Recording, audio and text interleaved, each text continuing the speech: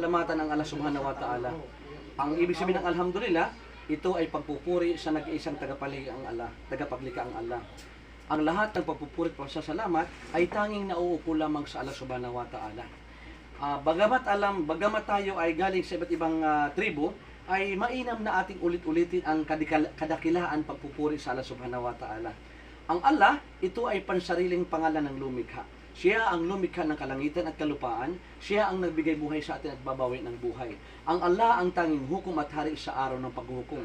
At ang Allah rin ang nagpahintulot na tayo ay magkita-kita upang maibahagi ko sa iyo ang kagandahan ng relihiyong Islam. At upang maibahagi ko rin sa iyo na nang dahil sa Allah, tayo ay pinahintulutan na magising mula sa pagtulog. Ang katotohanan dyan ay marami mga taong hindi na umabot sa mga araw na ito. Ano ang dahilan? Sapagkat sinabi ng Allah, kullu nafsin da'ikatul maut. Lahat ng may buhay, makakatikim, makakaranas ng kamatayan. Inna lillahi wa inna ilaihi raji'un. Ang Allah ang namamahala sa atin at sa Kanya tayo ay magsisipagbalikan. Wa inna illa rabbina lamunqalibun. Talaga sa Panginoon tayo ay magbabalik. Bakit tayo nabubuhay sa mga araw na ito? Dapat nating malaman ang sinabi ng Allah. Wa ma khalaqtul jinna wal insa illa liya'budun. Nilikha lamang ang mga hindi nakikita at tayo mga tao upang sambahin lamang ang nag-iisang tagapaglikha. Ang Allah, ito ay salitang Arabic na nangangahulugan na iisa lamang ang tagapaglikha. Iisa lamang siya, wala siyang kahati. Nais kong ibahagi sa iyo, kaya tayo nabubuhay upang tayo ay gumawa ng maraming kabutihan. Nang sa ganon, tayo ay manirahan sa paraiso. Bakit paraiso? Sapagkat ang mundong ito ay pansamantala lamang. Ang bahay ay nasisira. Ang mga sasakyan ay kinakalawang. Ang ating kalakasan ay nanghihina tayo. Kapag may buhay, makakatikim, makakaranas ng kamatayan. Ano ang dahilan? Sinabi ng Allah sa kanyang maluwalhating banal na Quran, "Walladina amanu wa amilus salihat, ulaika ashabul jannati hum fiha khalidun." And those who believe in the oneness of Allah, Islamic monotheism, and do righteous good deeds, they are dwellers of paradise. They will dwell therein forever. Sino mang naniniwala sa Allah at gumagawa ka ng kabutihan, tayo ay maninirahan sa paraiso. Anong kabutihan? Una, kinailang sumaksi ka. Maniwala ka na walang ibang Diyos na karapat dapat pagkukulang ng pagsamba, kundi ang Allah lamang. Paniwalaan din natin ang lahat ng mga propeta. Ganon din kay Propeta Muhammad na huling sugo ng Allah. Nais kong ibahagi sa iyo, yung sinasabi ko ay mula sa Quran. Ang Quran, ito po ang maluwalhati na salita ng Allah. Walang dagdag, walang bawas. Ito ang eksaktong salita ng Allah, ang Arabic na salita, ang Quran po. So nakita mo naman na sinasabi ko, narinig mo naman yung sinasabi ko. Ang Allah, sinabi ng Allah sa kanyang maluwalhating banal na Quran, Bismillahirrahmanirrahim. Qul huwallahu ahad, Allahu samad, lam yalid walam yulad, walam yakul lahu kufuwan ahad. Sa ating wika, itong ibig sabihin, sa ngalan ng Allah, ang pinakamabagin, ang pinakamawain. Ipahayag, siya ang Allah, ang ganap, sandigan ng lahat. Hindi siya nagkaanak, hindi siya ipinanganak. Ang Allah, ang Rab, ang ating Panginoon, ang tagapaglikha. Hindi siya katulad o kawangi sa kanyang nilikha. Kaya yan ang karapat dapat natin pag-ukulan ng pagsamba. Siya po ang Allah. Ngayon, nakita mo naman, marami ng mga taong hindi na umabot sa mga araw na ito. Anong gagawin natin? Simulan natin ang pagsaksi. Nang sa ganun, maging kapanalig natin ang mga propeta.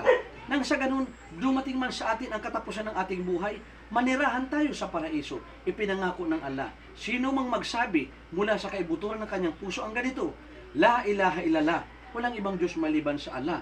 At kapag dumating sa kanyang katapusan ng kanyang buhay, magiging panauhin tayo sa paraiso. Magiging wala nang kamatayan, wala nang problema. Tayo ay magiging mamumuhay tayo ng masagana sa paraiso. Kung tawagin ay Jannah Firdaus. Ano po? We will live a pleasant life in the hereafter sa Jannah. Ang ating buhay, ang kababaihan doon, busilak sa kagandahan, malaya sa karumihan. Tayo ay mamumuhay doon ng masagana. Yun ang pag-upulan natin ng panahon. Dahil sa itong lahat ay pansamantala lamang tayo. Ano po? So ngayon, bago tayo maghihiwa-hiwalay tayo, ito kahapon ay lumipas na, mamaya bukas hindi natin alam ang mangyayari, ang mga oras na ito, ukupahan natin. Na tayo ay muling sumaksi, maniwala na walang ibang Diyos maliban sa Allah.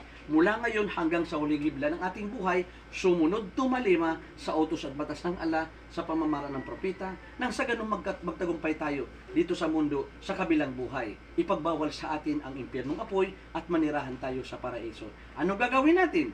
Kung anong ginawa ng mga propeta, gawin natin. Anong sinabi ng mga propeta, sabihin natin. Silang lahat sumaksi, naniwala na walang ibang Diyos maliban sa Allah. Kaya inaanyayahan kita, itaas ang kanang kamay bilang pagsaksi na isa lamang ang tagapaglikha. Ganyan ang kanang kamay. Sabihin mo, Ashhadu Asyhadu an la Allah ilaha ilaha illallah illallah wa ashhadu wa asyhadu anna anna Muhammadan Muhammadan abduhu abduhu wa rasuluh. wa rasuluh. Ako'y sumasaksi at naniniwala na walang ibang Diyos na dapat sambahin maliban sa Allah. Ako'y sumasaksi at naniniwala na si Propeta Muhammad ay huling sugo ng Allah. Allahu Akbar. Ngayon, tayo ay magkakapanalig na. Magkakapanalig na tayo sa pananampalataya. Kapanalig natin si Birhen Maria, si Jesucristo, lahat ng mga propeta, ng mga kasamahan ng mga propeta, ng mga sahaba, magkakapanalig na tayo sa pananampalataya. Dumating man sa atin ang katapusan ng ating buhay, kapag dahil ikaw ay nagsabi mula sa kaibuturan ng iyong puso na walang ibang Diyos maliban sa Allah, magiging panauhin tayo sa paraiso, sa awa at habag ng Allah. Kaya bilang payo sa aking sarili at sa iyo, ay wala na tayong ibang dapat pagkukulan ng pagsamba kundi ang Allah lamang. Hindi natin pwedeng tawagin ang mga santo-santa, ang mga propeta, lalo na hindi natin pwedeng kausapin ang mga kahoy rebulto, sapagkat wala silang mga buhay. At ang mga santo-santa, sila ay humihingi lamang ng tulong at kalinga sa Allah. Ang dapat natin pagkukulan pagsamba, ang nag-iisang lumikha, ang Allah subhanahu wa ta'ala. Assalamu alaikum. Sabihin mo, wa alaikum musalam. Masya Allah. Ang ibig sabihin ng assalamu alaikum, ang kapayapaan ng Allah ay sumaiyo. Ito ay greetings na mayroong tinatawag na pagmamalasakit. Malaki ang pakinabang ng greetings. Ibig sabihin, kapag ikaw ay may karamdaman, gumaling ka. Kapag ikaw ay mahina, lumakas ka. Kapag ikaw ay